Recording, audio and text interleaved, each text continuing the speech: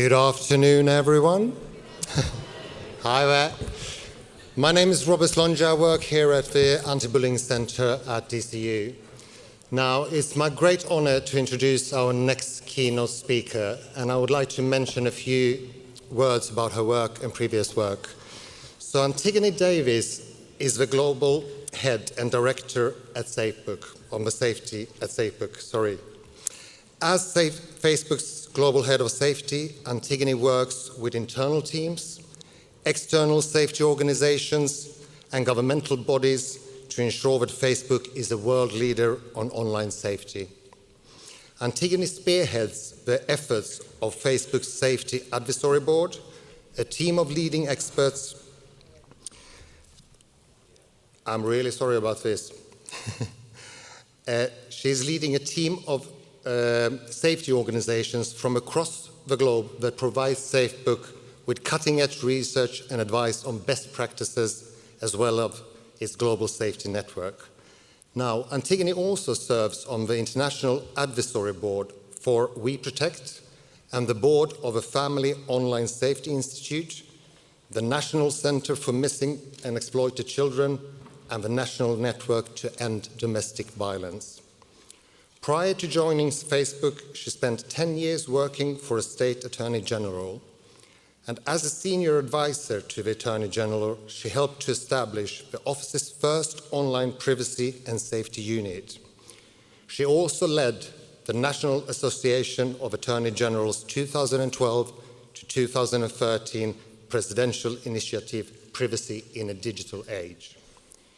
Now, before serving in the public sector, Antigone used her Juris Doctorate from the University of Chicago Law School as a corporate attorney and her master's in education as a middle school and high school teacher.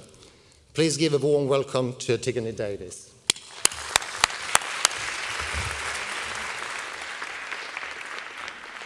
So this I don't need, yes? That's okay, I'll just go like that. So hi, and first of all, thank you very much for participating in this conference, and also really thank you to DCU for hosting the conference, as well as for partnering with us. The National Anti-Bullying Center here partners with us on a program bringing anti-bullying prevention programs into all of the secondary schools here in Ireland. So thank you very much for your partnership. I'm going to spend a little bit of time talking about our work on bullying prevention in particular, since that's what this conference is about, rather than our broad safety work. We've gotten my background. Let me just tell you that my team sits around the world in all the different regions that you might typically think of, EMEA, North America, Latin America, and is working with organizations on the ground to understand the issues that people are facing when it comes to bullying on our platform. I mention this in particular because what we see with bullying is something that probably all of you know because you work in these areas, is the connection on the offline and online in bullying. We almost never see bullying on our platform that isn't somehow connected to things that are happening offline. So before I get started, some of you may be familiar with these numbers, but this gives you a sense of the size and scope. We have 2.3 billion people on our platform. I think what's even more interesting is the other number to the right, which is the 1.5 billion daily active users. So we have people on our platform that at all times, millions of pieces of content that are being shared, to give you a sense of the type of scale that we're dealing with when we're thinking about these issues. This right here is a statement of Facebook's mission. The reason that I share this mission with you is really actually to talk about the difference between our mission now and what our mission used to be. So we used to talk about our company as a company that was designed to connect people. We now talk about our company as being a company that's designed to give people the power to build community and bring the world closer together.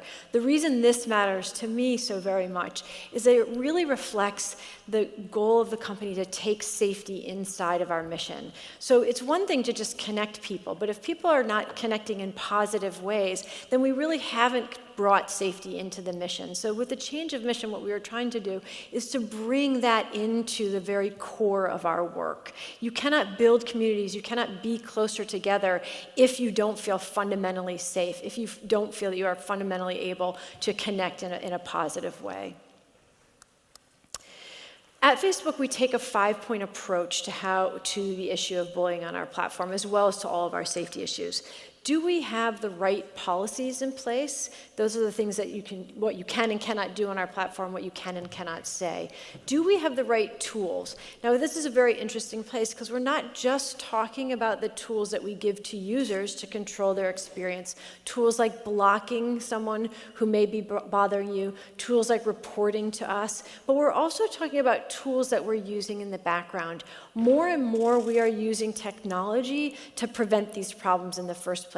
Some of the technology that we're using, we're actually using in context of bullying, and I'll talk a little bit about that. And then resources. We want to make sure that we are providing support and resources to people at every point within our platform. That may be our help center, our safety center. We have a bullying prevention hub, as well as actually directing you within the experience to some of the tools that we have. The two bookends of what I have here, partnerships and feedback, in some ways are the most important part of how we approach this, though. We are experts at giving people the technology that they need to build communities. We are not necessarily experts in all of the issues that we see on our platform. So, for example, while we hire people who may be experts in bullying or suicide prevention or some of the other issues that we may see on our platform, we are not experts who are dealing with these issues on a day-to-day basis with people. And why this is so important is we work with these experts. So we have over 400 safety experts that we're working with on a regular basis around the world to provide their expertise to ensure that we have the best policies, tools, and resources in place. So here, let's talk a little bit about our policies. I have here just a sampling, but you can see that we cover a wide range of topics. I'm going to talk very specifically to you about our policies in relation to bullying. So at Facebook, we don't allow bullying on our platform. If people report it to us, we're going to take it down. There are some nuances to this. So we have added protections when the bullying involves a minor. We allow more conversation around public figures, but if the public figure is a minor, we have stricter rules. So we have a lot of permutations around those policies, but we have no tolerance for bullying on our platform. One of the things that we're very focused on and have been very focused on in the last couple of years is providing greater transparency around these policies. So I just mentioned to you that we have a policy against bullying. I also mentioned that there are some permutations around this, whether you're a public figure, a minor, etc. We have been providing more and more transparency. You can go to our platform to see these specific guidelines. One of the reasons that we did that is to ensure better reporting so people know when to report, but also so we could get better feedback about these policies. When people see them, when experts like yourselves in the room look at them, do you see where there may be areas that we have missed things or where the policies may need additional clarity? And we work with experts, we bring them in and have them work on the building of our policies, and we are constantly iterating around our policies, and this transparency is designed to really help us do that. So how is it that we actually then apply these policies? There's a sort of a four-pronged approach here. First of all, the detection technology that we use in the background. So I mentioned to you that we have classifiers that we use. We actually use a variety of different proactive technologies to identify potential bullying, potential other harms on our platform. So we use classifiers, for example, to identify child exploitation on our platform and remove it. We also rely quite a bit on user reports, and in particular in the area of bullying, user reports are extraordinarily important because unlike many other things, bullying really requires a lot of context that can be very hard for us to determine from a report. So you might see a picture on our platform where you see someone saying, "Hey, nice outfit," you look at that, that doesn't seem like it's bullying, but the person who's received that post or sees that comment underneath a post of them in that outfit knows this person is saying it in a sarcastic way. They're saying it to make me feel bad. That's not something that we can easily see, and this is why user reports can be extraordinarily helpful to us. One of the things that we expanded with our user reports is we no longer require that just the person who was the victim of the bullying to report it to us. We actually now allow for family members or friends to report bullying, because sometimes they may see bullying that the individual victim does not see. When we get a report, it goes to a trained team. This team is These teams are working 24/7. They're located around the world. They we have representatives of over 50 languages, actually more than that, but we say 50 officially, and they're native speakers. Again, because context is extraordinarily important. One of the things that you learn when you're on this job is all kinds of things around different pieces of context. So for example, if someone were to call somebody a goat here in the States, it really wouldn't mean that much. But in certain parts of the world, calling somebody a goat is basically one of the worst insults you can give. But we don't necessarily know that, and we want to make sure that we have the reviewers who do know that, who do have that context to know what terms may be bullying terms, for example. And then I think one of the things that is newer, although it's been around for quite a while, is our support inbox. So when someone reports, one of the things that they want to know is what happened to that report. And I remember when I first started at Facebook, I used to often hear from people, I send a report, I don't know where it goes, and I don't get feedback on what happened. So we now have a support inbox where you can go and actually identify what's happened to your report, as well as we've now offer an appeals process. So to give you an example a little bit of how some of this technology works, we've started releasing reports around the enforcement of our policies. One of the reasons that we did that was for greater transparency. It's also for greater accountability. So we want to be held accountable, and by providing transparency, people can then hold us accountable for whether we're doing a good job or not. One of the areas that's really interesting is bullying in comparison to other areas. So I mentioned that we have a classifier for child exploitation, child nudity on our platform. This classifier works really well in combination with reports. We're able to actually remove somewhere in the neighborhood, I think the last report was in a 3-month period, about 8 million pieces of this content that people were sharing on our platform. What I think is really important there is that it was 99% of the time we were able to actually do that before it was reported to us. Now take a look and think of that and then compare it to the numbers here that we have for bullying. So in a 3-month period, in I think it was Q1 of 2019, about a 3-month period, we removed 2.6 million pieces of bullying content. Only 14.1% of that were we able to do before it was reported to us. The reason for that is not that we're not building these technologies in the background. These technologies don't work as well when you move into much more complicated context, which is why in the area of bullying, we actually offer many, many more additional controls for the user, because the user has context, and I'll talk about that in a minute. So this gets to my point. One of the things is when we aren't able to necessarily have perfect technology in the background, how do we give users more control? How do we put them in charge of their experience? So we have 4 different sets of tools we bucket them in 4 different sets, or my team does. Security, privacy, safety, and well-being. Security and privacy are the tools that many of you may be familiar with. 2-factor authentication, your privacy settings. When you post something, are you posting to just a friend? Are you posting to friends of your friends, or do you want to post publicly? All of these tools are actually quite important in ensuring a safe experience. In addition, we have very specific safety tools. So these are the tools that we have to deal with issues of bullying, for example. So blocking somebody if they're contacting you, you don't want them to contact you. Unfollowing them if you don't want to block them, but you don't want the information that they're posting to come into your news feed, but you want to be able to see what they're doing on the platform. Reporting. These are the kinds of tools that fit into this safety bucket. And then there are well-being tools. So one of the things that I'm sure many of you who deal with young people are aware of is this growing conversation about the amount of time spent on our platform as well as other platforms on these technologies generally? It's actually probably a really important question, not just for young people, but for adults as well. Are we providing an experience where people feel like they have control over the amount of time, that they're spending the amount of time that they want to and not more time on our platform, and that they're getting the kinds of connections that actually foster well-being as opposed to connections that maybe negatively impact well-being? So we've launched some tools in this area, which I'll talk about as well. So I mentioned all of these particular tools in relation to bullying. I want to focus specifically on one that I haven't mentioned yet, which is social reporting. So one of the things that we find is that sometimes there are things that don't violate our policies, but that somebody may find upsetting or that they don't want to see on our platform. We wanted to give people an opportunity to be able to address that issue outside of the context of reporting where it may not get taken down. So we began a project, and this was quite a while ago, with the Yale Center for Emotional Intelligence to look at how is it that we can give people an opportunity to engage and get content down or to have an interaction with the person who's posted the content in a positive way to address the issue.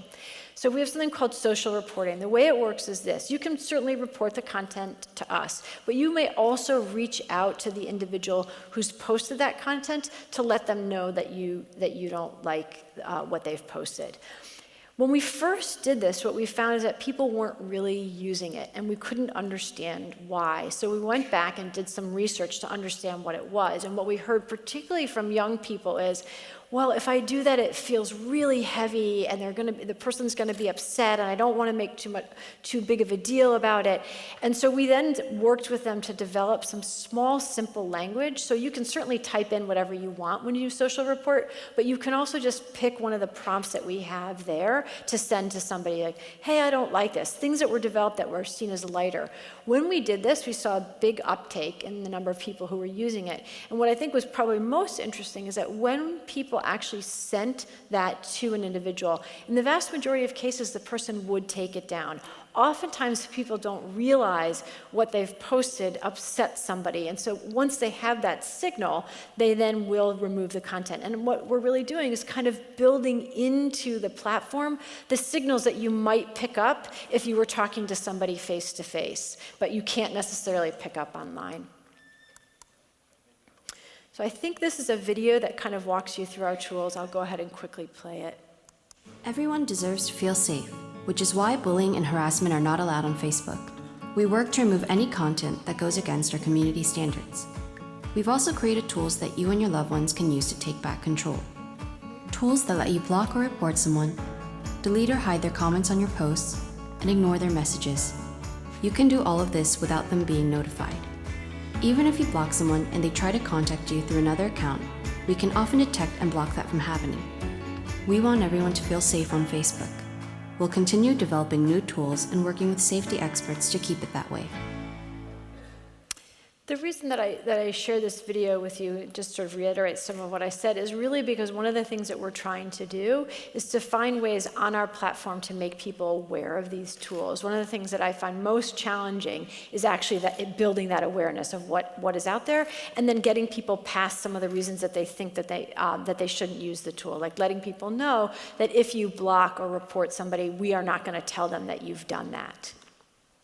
More and more you'll see inside of your experience on Facebook these types of things coming into your news feed. I don't know how many of you have ever had privacy checkup come through your news feed. It's an opportunity where we will ask you to check your privacy settings to make sure that you have things set the way you still want them to be set.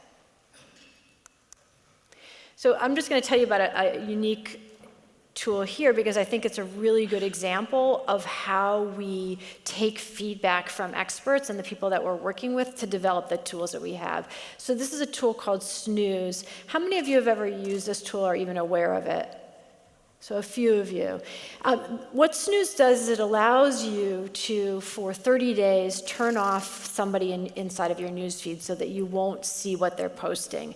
And let me explain to you a little bit about how this came to be. Sometimes we've heard from people, well, there's just certain things, I do really like this person, or I do really want to interact with this person, but sometimes I don't want to see what they have to say. An example of this is, that I often cite is, you are a woman, you get pregnant, your best friend gets pregnant as well, you're really excited, you unfortunately have a miscarriage, your friend has a healthy baby, her family's posting photos of the baby, they're so very excited, you're excited for her too. You don't want to actually block her, you don't want to unfollow her. At the same time, you don't want to see these photos at this moment in time. It's a particularly distressing time for you to do that. You can actually snooze that friend for a 30-day period. You can extend it beyond that if you want to while you're in that period. You can see how something in the context, for instance, of bullying, where this might be a really important thing. You have two friends who may be having a particularly challenging time period. One doesn't want to see what the other person is saying. This is a way to do that that's very light, that it provides an opportunity for somebody to have control over what they're seeing. So I mentioned that we try to provide support and resources throughout our platform. Just to give you a small sample of some of them, we have a help center, we have a safety center.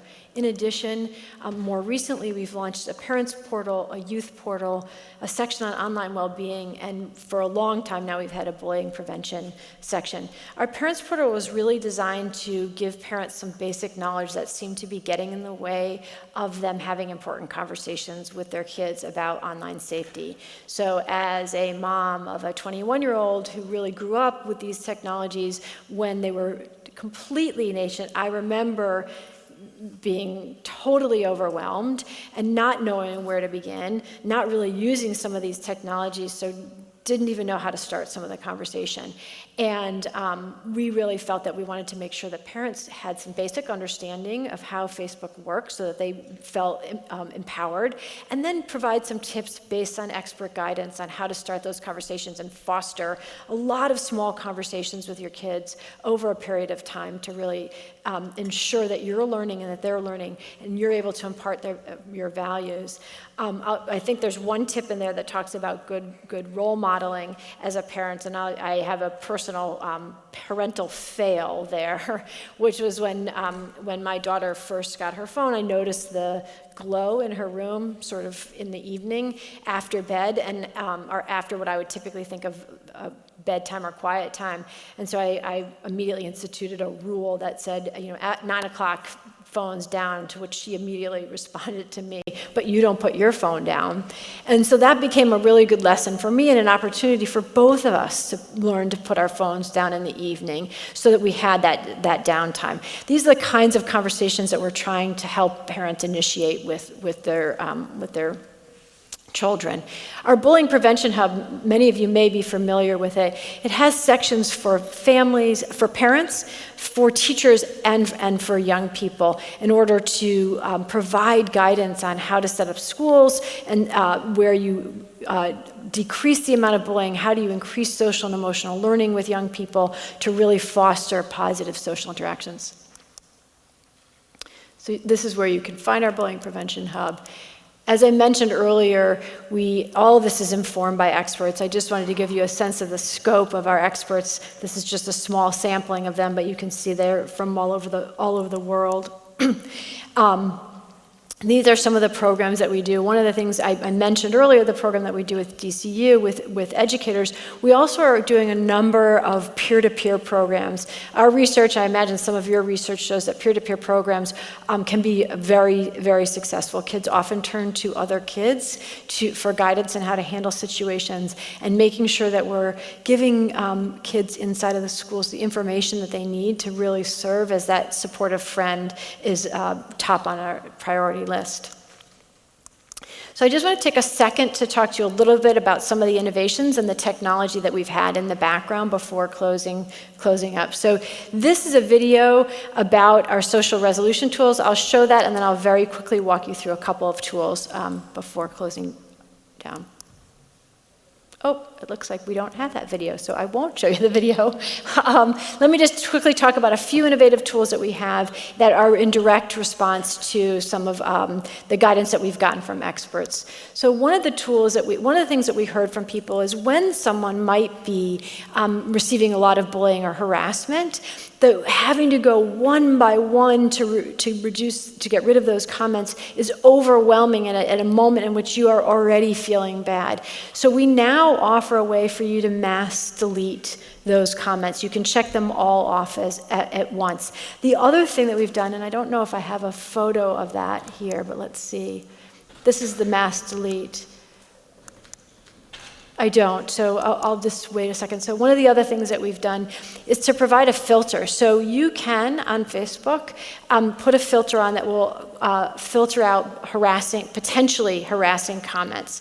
Now, I mentioned earlier that there are context issues with that. Sometimes we can't identify. So we now have a filter that you can actually put in the words that you want to filter out based on what you know are the things that someone might be harassing you for. So again, the goal here is really to provide a combination of the right policies, background technologies that we're using, and user controls to provide people with a kind of safe experience that allows them to engage fully on our platform. And I'll stop here because I think I'm out of time, right? So I'll stop here and just say that really we see this as a multi-pronged approach, and perhaps the most important piece of this approach is the work that we do with individuals like you in the room. So thank you very, very much for your work as well.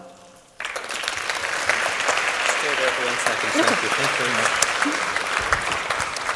Thank you very much. Thank you, Antigone, for that very informative presentation. One of the things I like about what you're trying to do with Facebook is to give power to those who might be bullied, because as we know, power and power imbalance is at the heart of the bullying experience. So giving power back to people so they can make decisions about things they do on Facebook, I think actually is really good in terms of addressing and empowering the so-called victims. So thank you very much, and thanks for being with us today. Thank you.